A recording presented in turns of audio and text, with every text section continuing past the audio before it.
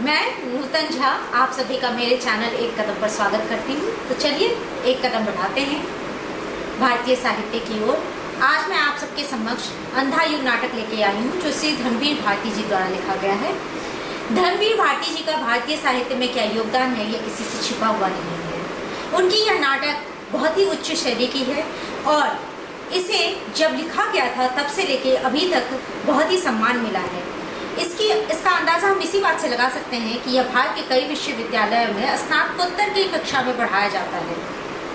इस नाटक के जरिए श्री भारती जी ने बताने की कोशिश की है कि युद्ध जो है वो हमेशा ही मनुष्य को अंधेपन की ओर ले जाता है, अंधेरे की ओर ले जाता है और इसका प्रारंभ हमेशा अंधेपन से शुरू होता है। वह अंधापन कुछ भी हो सकता है, लालसा, विस्तार या फिर मोह। किसी भी तरह का जो अंधापन होता है वह आपको युद्ध की ओर लेके जाता है, अंधकार की ओर लेके जाता है। तो इस नाटक में इस प्रकार से इस नाटक में श्री धर्मवीर भारती जी ने कई चित्रों को चित्रित किया है, जिसमें से मैं प्रमुख 4 चित्रों का चित्रण आपके सामने प्रस्तुत करूंगी। पहले हैं धृतराष्ट्र, दूसरी गांधारी, तीसरे अश्वत्थामा और चौथे युयुत्सु। इन सभी ने अपनी मोह, लालसा और अनेक प्रकार के मोह, केवल एक ही प्रकार का मोह नहीं था हम लोगों के बीच, अनेक प्रकार के मोह की वजह से युद्ध में का विरोध नहीं किया और अंत में युद्ध के परिणाम को भोगते रहे। उनके अंधत्व को दिखाया गया है और यह भी दिखाया गया है, यह इस नाटक के माध्यम से श्री धर्मवीर भारती जी ने दिखाया है कि धर्म युद्ध होने के बाद किस प्रकार से धर्म का पतन होता है, मनुष्यता का पतन होता है, मानवता का पतन होता है और आने वाला भविष्य अंधकार में डूब जाता है। तो चलिए मैं धर्मवीर भारती जी के नाटक अंधा युग के पहले पात्र श्री धृतराष्ट्र जी की चर्चा करती हूँ। पहले पात्र धृतराष्ट्र की चर्चा करती हूँ। धृतराष्ट्र जन्मांध हैं और अपनी व्यवस्था को इन पद्यों में बताते हैं। वे कहते हैं, मैं था जन्मांध, कैसे कर सकता था ग्रहण मैं बाहरी यथार्थ या सामाजिक मर्यादा को। दूसरी हैं गांधारी जो अपने पुत्र मोह में मोहित थी और पुत्र के मोह में अंधी थी कह सकते हैं। उनके समक्ष धर्म, अधर्म, सत्य, असत्य सब कुछ कुतर्क था। उनके पुत्र मोह से उपजे इस अंधत्व को भारती जी ने बड़े ही सुंदर शब्दों में लिखा है। उन्होंने व्यक्त किया है, वह बड़ा है कंकाल मेरे पुत्र का, किया है यह सब कृष्ण तुमने, जना नहीं था मैंने किसी कंकाल को, जना नहीं था मैंने किसी कंकाल को।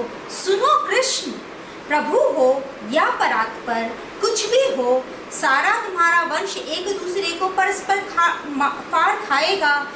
तुम खुद भी किसी घने जंगल में मारे जाओगे साधारण व्याध के हाथों, पशुओं की तरह। इसके बाद अगर धर्मवीर भारती जी के तीसरे पात्र अश्वत्थामा को देखा जाए तो अश्वत्थामा को धर्मवीर भारती जी ने पिता मोह में अंधा दिखाया है। वह एक पुत्र का सजीव चित्रण करते हैं, लेकिन अपने आप अगर उनके संदर्भ में अगर धर्मवीर भारती जी को पढ़ा जाए तो हम साफ साफ देख सकते हैं कि वो पिता मोह में अंधे थे।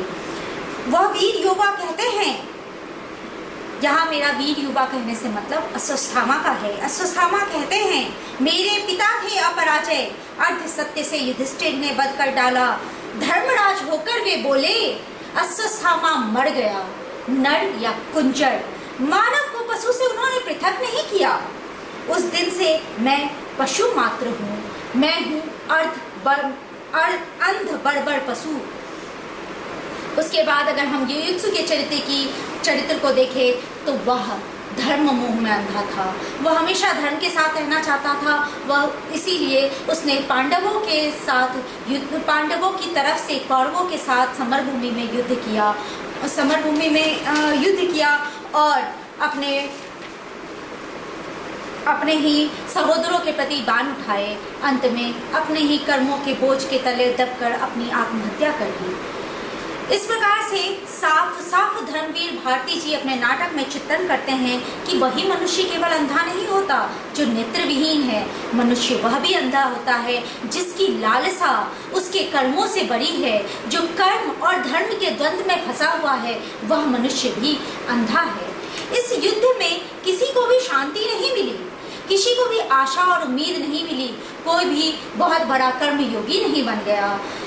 पांडवों को भी विजय प्राप्त होने पर वह विचारों की अंधेरे गुफाओं में हमेशा ही विचरण करते रहे और सही प्रकार से राज्य का कार्यभार नहीं उठा पाए। उनकी प्रजा भी उनसे हमेशा खिन्न ही रही।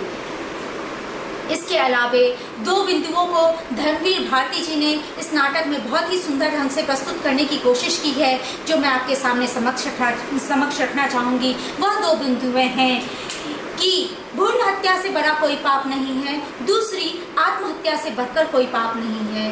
भ्रूण हत्या के बारे में उन्होंने दिखलाया है कि अश्वत्थामा अपने पिता मोह में इतना अंधा हो जाता है कि उत्तरा के गर्भ में पल रहे अभिमन्यु की संतान को मारने के लिए आतुर हो जाता है। उस समय केशव उसे कोढ़ रूपी रोग दान करते हैं और अमर रहने का श्राप देते हैं। अमर रहना श्राप यहाँ इसलिए है क्योंकि उसे कोढ़ है, वह कभी सूखेगा नहीं वह भाव, वह निरंतर उस कष्ट को भोगेगा। इस प्रकार से यहाँ पे धर्मवीर भारती जी दिखलाते हैं कि भ्रूण हत्या एक बहुत बड़ा पाप है जिसे देवता भी क्षमा नहीं कर सकते। इसी प्रकार से युयुत्सु जब अपने कर्मों के बोझ तले डरकर आत्महत्या कर लेता है तो भगवान उसे मोक्ष नहीं प्रदान करते, उसे प्रेत योनि में भटकने के लिए छोड़ देते हैं। इस प्रकार से धर्मवीर भारती जी दिखलाते हैं कि जो मनुष्य अपने शरीर का निर्वाह नहीं कर सकता वो किसी भी प्रकार से धर्म के योग्य तो बिल्कुल नहीं है, उसे निश्चय ही अंधकार में डूबना चाहिए। इस प्रकार से धर्मवीर भारती जी ने जो अंधा युग में हर एक पात्रों का बहुत ही सुंदर ढंग से चित्रण किया है और महाभारत का एक नया रूप हमारे सामने प्रस्तुत किया है, उससे मैं बहुत ही ज़्यादा प्रेरित होती हूँ और आपके सामने इसी प्रेरणा को मैंने प्रस्तुत किया है। इन्हीं वाक्यों के साथ मैं अब विदा लेना चाहूँगी और अंत में सिर्फ इतना कहना चाहूँगी कि अंधकार पर अंधकार से विजय नहीं प्राप्त की जा सकती। अंधकार पर अगर विजय प्राप्त की जा सकती है तो केवल और केवल प्रकाश से। धन्यवाद।